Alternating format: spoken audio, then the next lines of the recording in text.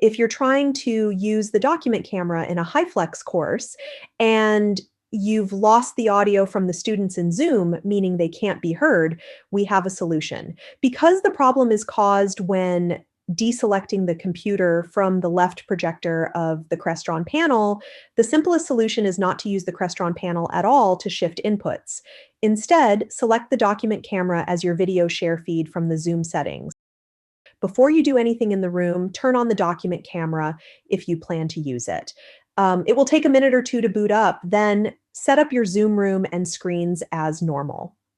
On one screen, you are sharing your PowerPoint, and on the other, the gallery view is visible to students in class.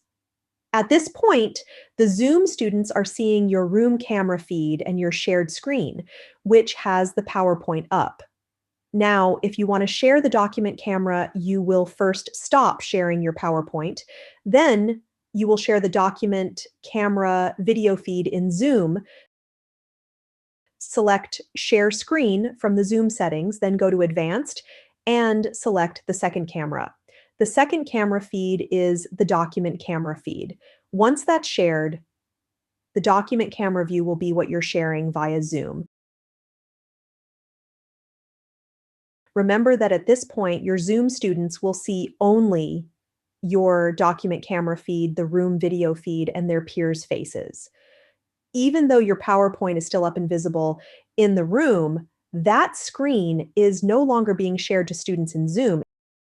If you want to share your PowerPoint again, you will return to Share Screen and then select the monitor with the PowerPoint visible.